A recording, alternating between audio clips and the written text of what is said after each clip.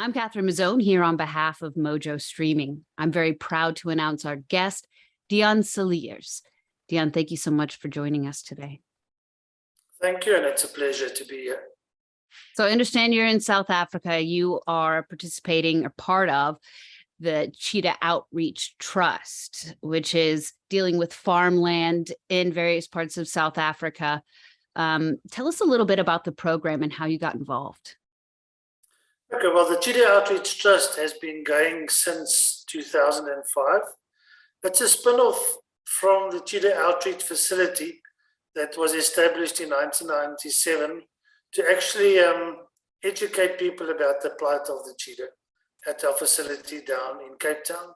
But we realized pretty soon that you can't just keep on educating people. You need to put your hands down in the dirt, get them dirty, and work with the farmers who have got the problems. So the trust was established in 2005 as a non-profit organization, basically focusing on the conservation of cheetahs that still occur on farmland areas in South Africa, looking at their survival, but also looking at the problems of the farmers, because ultimately it's up to them if these cheetahs will be surviving on the farmland areas or not, and offering them practical solutions to their predation problems, which then makes it not necessary for them to become angry towards the cheetahs and to shoot or poison or trap them. So it's a win-win situation we've got with the farmers. We've taken their hands, and I think at this stage we've got quite a good solution that the farmers can live with, and from a cheetah conservation point of view, we can live with as well. It sounds like there was already knowledge that the cheetah and the farmer had been at conflict for a while. Could you give us a little background on how that has been an issue and why there was actually an organization needed to combat it? Okay, predation on farmland areas is a reality. Whether it's cheetahs or leopards or brown hyenas or black-backed jackals or caracal, the farmers do have a significant problem with predation, especially the livestock farmers. Those are the people we focus on mainly.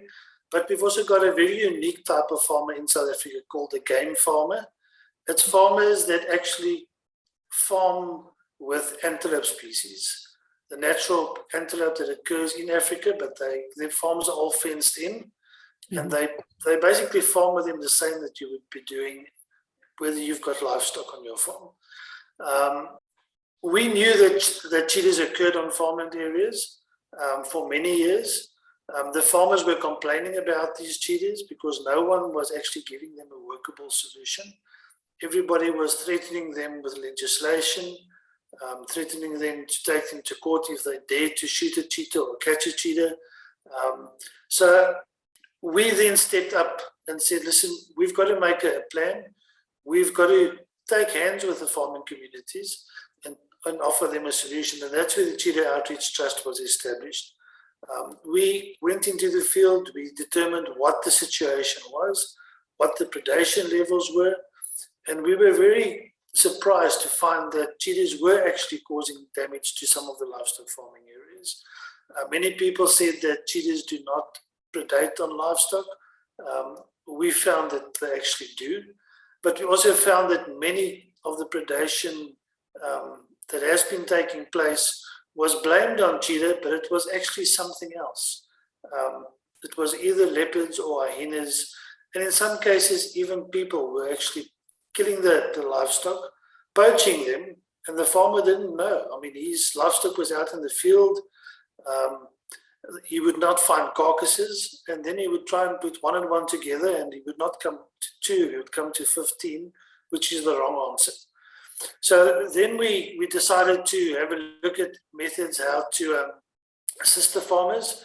We started with a compensation scheme to prevent farmers shooting cheetahs, which meant that if a cheetah was caught alive by a farmer, we would compensate him a certain amount for the live cheetah, and that cheetah would then be relocated into a safe conservation area, which turned out to be very successful to such an extent that we filled up the conservation areas with cheetahs.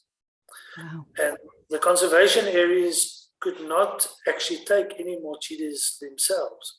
So it was back to the drawing board again. We could not take away these cheetahs. The farmers had some solution to live with these animals, to coexist with them, and not to be in a constant war against these predators. So we used the cheetah as a flagship species. We focused on areas where cheetahs occurred, but we addressed all the other predation issues with this. We introduced the livestock guardian dog culture to these farming communities.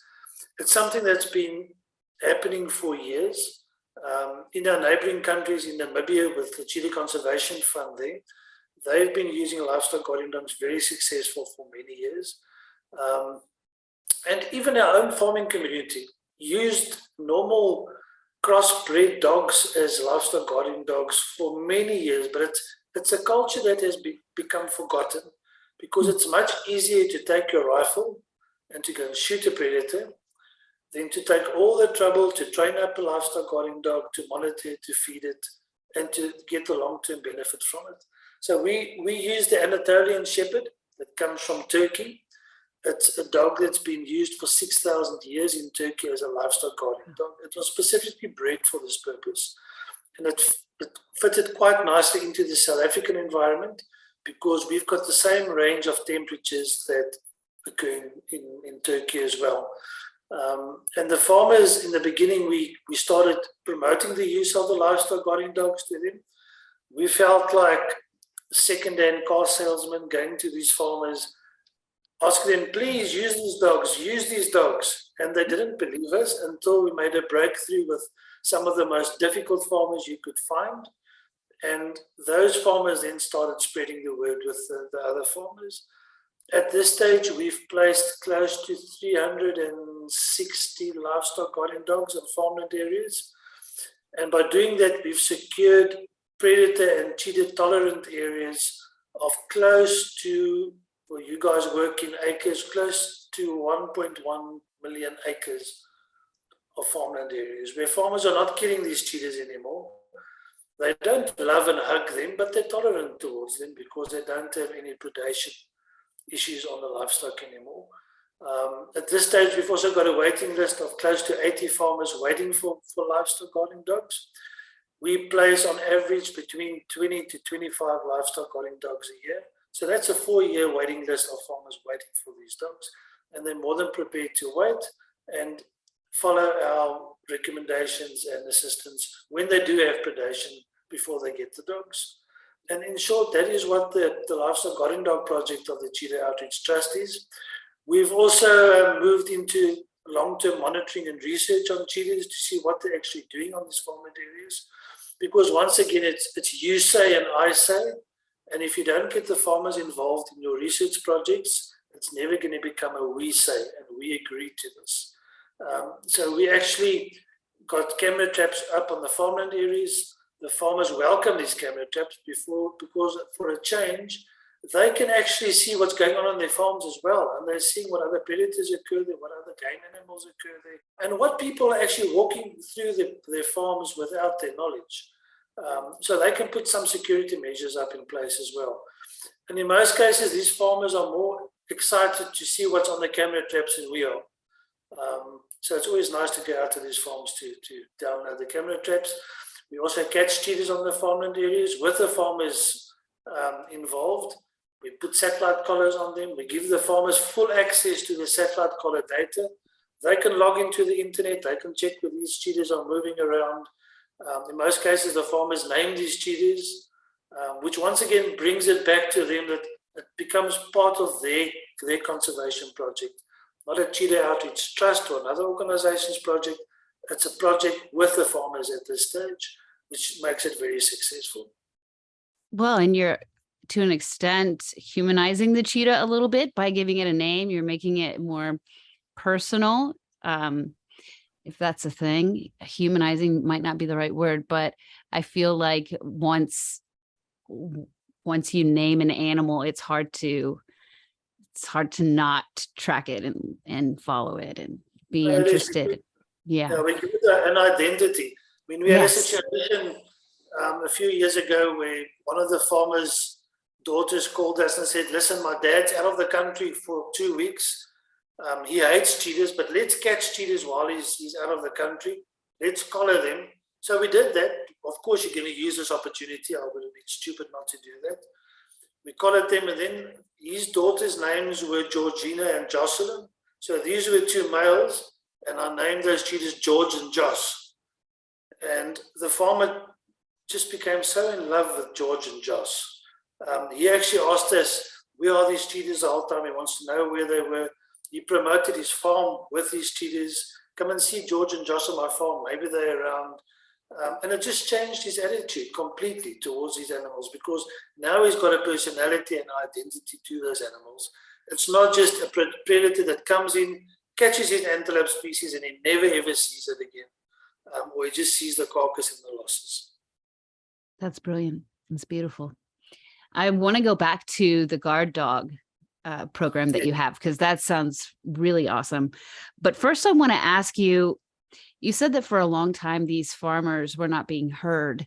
What happened when your organization actually started to work with them and give them different options? Were they, I mean, what was their reaction, the feedback like? Look, previously, before we became involved, these farmers tended to take stuff in their own hands.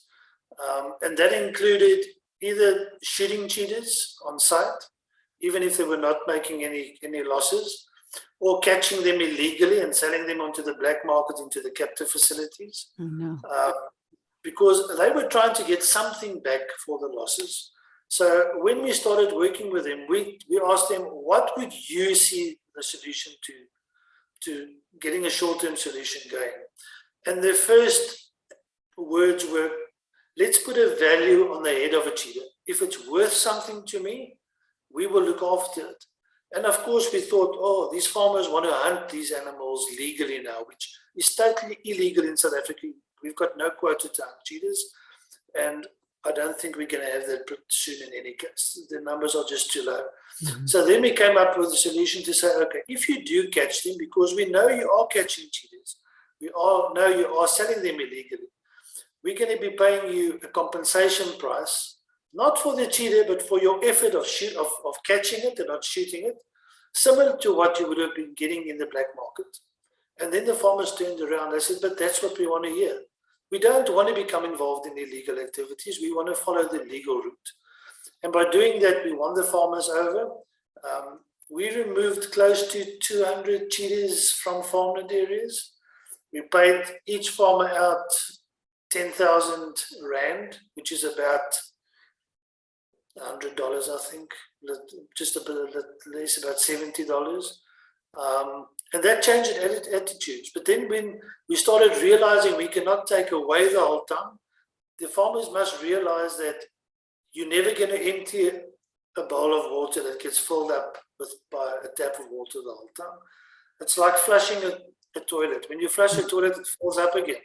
Mm-hmm. And the same with these predators. You take them away, you create vacant territories, and all the vagrant animals actually tend to go to these empty territories. And instead of having 2 cheetahs on his farm, all of a sudden he's got 10 predators, because there's an open territory and everybody's fighting for this territory now. His predation levels increase. And we showed that to the farmers, and they realized that by taking away these animals is not a long-term solution, it's a short-term solution. We need a long-term solution, which brings us to the livestock guardian dogs again, which is a long-term solution. When a farmer places a dog, that dog has got a lifespan of between 10 to 12 years. So for 10 to 12 years, he's got a guard with his livestock that only requires very little love, a bag of dog food every month, never goes on holiday. Christmas Day, he's on duty. And the farmers just can associate with the dog. It's man's best friend. Once again, something that the farmers could relate to, we brought back to them and said, let's try this. And our successes have been very, very good with the dogs. Of the 360 dogs we've placed, we've had about an 83% success rate with the placements of the dogs. And predation levels have been reduced by between 97% to 100%. Wow. The farmers are not having livestock losses anymore because they've got a guard with their livestock now.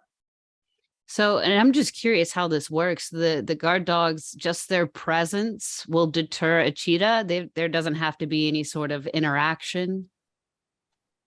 No, academically, it's the presence of the dog. Okay. So the dog goes out with the livestock. It marks its territory. It leaves its marks all over the place. That scent alone is enough for a predator to be on the watch out for what's going on. All of a sudden, there's something with the livestock that can injure me. And predators aren't stupid. They don't want to be injured. The injured predator is a dead predator. So he's going to try and move away from this dog that might injure him. I always explain it to the farmers to say, an injured cheetah is like having a Ferrari with three mag wheels and one little spare wheel on your Ferrari. You can't reach those 200-mile speeds anymore. So that animal is going to die. So they tend to move away and go back to their natural prey and stay away from the livestock. But we've had cases where predators have not moved away, especially with leopard. And we've had interaction between the dogs and leopards where they've actually been into combat with each other. Some injuries have taken place, but no losses. It's once again that predator learns, listen, I cannot go to this livestock because he has something with big teeth, a big body that's going to be injuring me. From our experience placing these dogs on the livestock farms, when we take an 8-week-old puppy, it's a little bundle of fluff. It's very cute. And we've always got to convince the lady of the farm not to take this dog to the house. It must live with the livestock in the kraal. But since the first day of placement, all of a sudden predation levels have dropped. And I can only contribute that we are forcing the farmers to get out to the livestock on a daily basis now. Not once a week like they would have been doing, because they've got to feed these puppies and dogs twice a day. So it's a bit more intensive. They realize that some of their livestock are actually dying of natural causes or diseases. It's not predation. And their record keeping just increases. And all of a sudden they realize it's not the predators, it's bad management, or animals get lost or get stolen.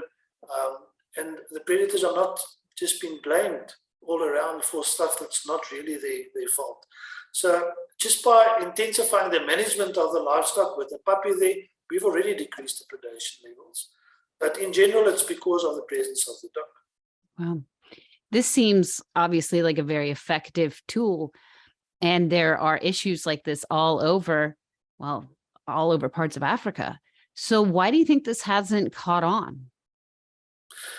The use of livestock guardian dogs has actually caught on in many countries. Namibia, like I said, are using them. We're using them in South Africa. In our neighboring country, in Botswana, they're using the local dogs, the Tswana dogs for this. We cannot use local dogs or crossbred dogs in South Africa, simply for the reason that the Anatolian Shepherd has got a very low prey drive. So it's not a hunting dog. In neighboring countries where wildlife belongs to no one, and the state actually governs those wildlife, it's okay for a dog to go out and to catch a rabbit or a guinea fowl or a duiker or a steenbok. In South Africa, each one of those animals are worth something to the farmer from a monetary point of view. And the first dog that goes out and hunts a kudu or an impala is just going to put a very bad name on the project, because the farmers are going to say that we are putting another predator into the farmland areas. And it's going to give the Anatolian Shepherd a bad name. So we monitor our puppies after placement very closely. We visit them once a month for the first 12 months. We provide all the husbandry support to the farmer, so he doesn't have to worry about any veterinary care, any vaccinations, any tick and flea controls and stuff like that. He just needs to buy a bag of dog food every month. That's all he needs to do, and feed the dog. And after 12 months, when we see the dog is working and the farmer sees the benefit in his bank account, we actually put the dog on a permanent loan basis with him. But it never becomes his dog. It always stays a project dog, but he takes full responsibility over for that dog. And he signs a written agreement with us to say that he will not be using any lethal control methods, And if he does use any lethal control methods, we've got the right to remove that dog immediately. Because it is going against everything we're trying to change onto his farm. When we do monitor the dogs, by the age of 4 to 5 months, when the dog reaches that age, we can see if this dog is going to be a good livestock guardian dog, or if it prefers the presence of human beings and it wants to just play with human beings. So, and by that time, we remove that small percentage of the dogs to make sure we don't have dogs that are not bonded to the livestock. We've removed about 13% of our dogs that would never ever be a livestock guardian dog. You must realize we're working with puppies. Puppies want to play, and some puppies just want to be with human beings or want to be cuddled. And sometimes the lady of the farm spoils the puppy. She goes behind our backs, she cuddles him, but that just means that we've got to start from scratch again. Yep. But on average, the majority of the dogs work very well, and that's why we monitor the dogs very closely to pick up any issues or problems before the farmer loses his belief in the project. So are you involved in the training process? That's what many of the farmers ask me as well. And a very simple answer to this is we don't need to train a dog that's been bred for 6,000 years to do exactly what it's doing. We need to guide the dog, especially during the first few months. The dogs can become playful. Because they become playful, they start playing with the lambs or the kids or the calves. And they can injure them because, especially with newborn lambs, the dog doesn't want to kill them, but he just plays with them and then he kills them. So just to guide the dog through those processes, what he must do, what he shouldn't do, that's why we visited the puppies every month for the first 12 months. And we advise the farmer what to do. So we don't train the dog. The dog knows what to do. We train the farmer to understand the dog. Because many farmers say, yeah, I've trained many dogs in my life. I've trained sniffer dogs and hunting dogs, and I've got dogs at my house which are guard dogs. This is a different type of dog. It's an ancient breed of dog. It's not bred specifically to look after people or to be an attack dog. It's a very laid-back dog until you go to its flock and you interfere. You basically become a threat to its livestock. Then that laid-back dog becomes to a very intimidating, big Anatolian shepherd that does not want you there. And that's something we try to advise the farmers how to address that. Because many farmers have got visitors to their farms, and the last thing we want is a visitor walking through the farmland areas, bumping into a big white livestock guarding dog, which all of a sudden sees this guy as a threat to his livestock. The farmer thinks he can pet the dog and he becomes prey to the dog. But in general, the dogs are not aggressive at all. Sure. Even with predators, people think that they go out and they kill predators. They don't kill predators. They're very intimidating. They start putting up a show. They bark. Their hair stands straight up. And just by doing that, the predators move off. But if a predator does not want to give way, the dog will go into attack mode. But I can count the incidences on 2 hands when this has happened. Wow. So this is an effective model. You also mentioned the cameras being an effective model. Obviously, you're really geared, your organization is geared towards working with communities that often experience conflict with animals. Do you think, and you mentioned how there was a need for that in South Africa. Do you think that there is still a need for that in other areas that are facing issues and conflict? And if so, how do you think that it should be approached? Because obviously not all farmers or folks who are raising livestock are going to be as amiable to some of these solutions. No, you're correct in stating that. And the way we address these issues is to go to the farmers, advise them, and then to refer them to their own farming community where we've placed some of these livestock corridors, where we've proven how it works. And the farmers can talk to each other without us knowing what they're saying. And that just builds that relationship up from, we're not an organization that preaches or dictates. We advise. If you want to listen to me and you want to take my advice, you know what? I will assist you. If you don't want to believe me, go and speak to your other farmers. Let them tell you what the process was. Let them share all their successes and their production levels with you. And then when you want to talk to me again, I always say, all roads lead back to Rome.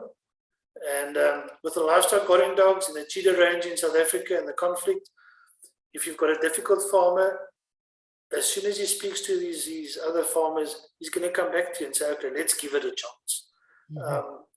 And I think I know why they are like this. Many people have made promises to them in the past.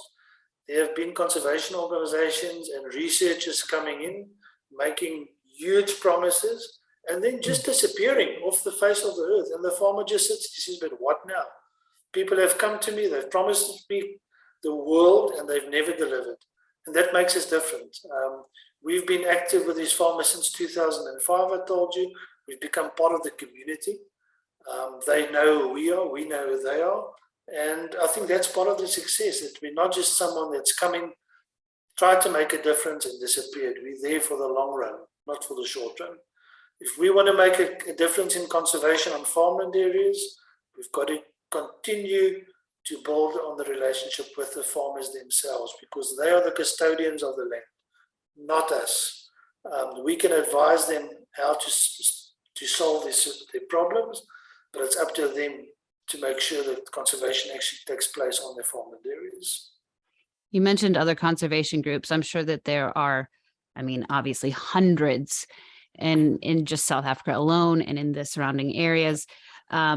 What do you see being some other big challenges that you've noticed as far as conservation is concerned in South Africa and maybe other parts of Africa?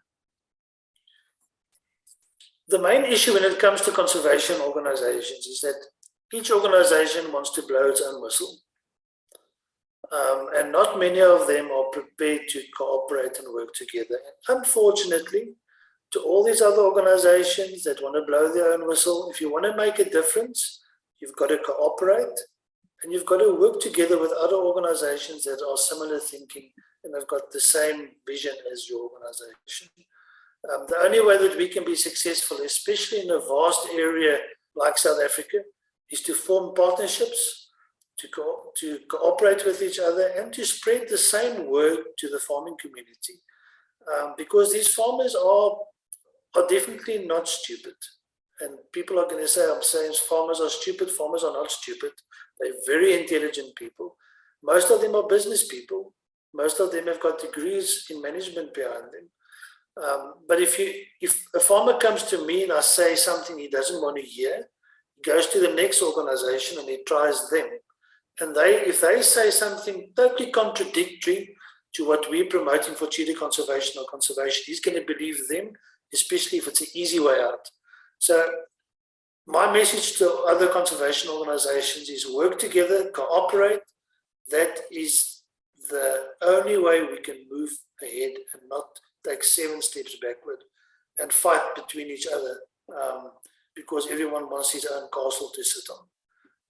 We don't believe that's the way to do. We're open to anybody to cooperate with, and I think that's why we had such great success up to date. Especially from a fundraising point of view as well. To do conservation work as an NGO takes a lot of money. And with this whole COVID pandemic, that's affected many conservation organizations very, very hard.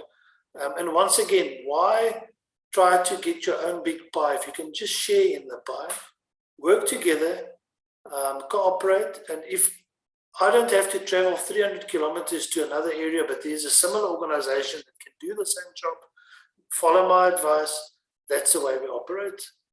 That's the only way we can be successful in the long run. Not just in South Africa, but in Southern Africa, I believe that's the way to do it. Mm-hmm. Have you thought, with you all's success, have you thought about expanding or having other factions of the group? We have thought about it, but we are a very small conservation organization, and we would like to continue focusing on the areas that we've been successful in. That's the cheetah distribution range in South Africa. In hectares, that's about 6 million hectares on the northern part of South Africa, bordering the Zimbabwe, Botswana, and Namibia area. I don't think we can afford to take our focus off on what our core function is, and that is cheetah conservation. The range of the cheetahs has declined up to 90% during the past 70 years. We cannot afford to have the range decline anymore. And fortunately, with getting the farmers on board in South Africa, we've actually seen in some areas the range has actually started expanding again. Farmers are picking up cheetahs where they've never seen cheetahs anymore. They're picking up leopard, for instance, where they've been eradicated previously. But simply because they've got a workable solution now, they don't have to go out and kill these animals, they can be tolerant towards them. So yeah, that's the way we operate.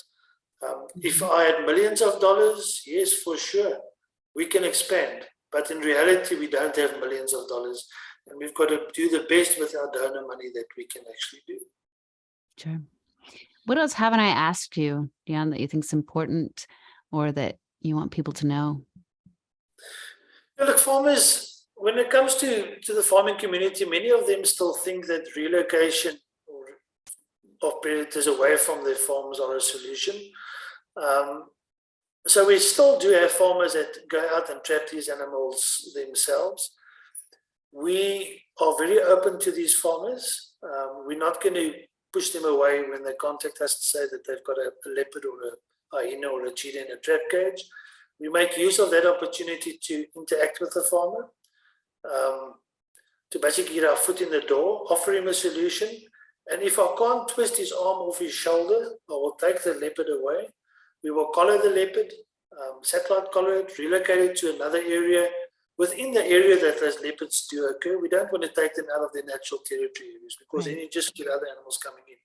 And once again, we give the farmers access to these collars. We're not the FBI. We're not hiding anything away from anybody. We're very open to them. So we do work with farmers that are very hesitant from a relocation point of view, but that gives us the opportunity to introduce the culture of using livestock guardian dogs. And once again, that farmer grabs the opportunity because all of a sudden there's someone that does not preach to him. We actually give him a puppy for free. And we look after that puppy for him, and we prove to him that the proof is in the pudding. This works.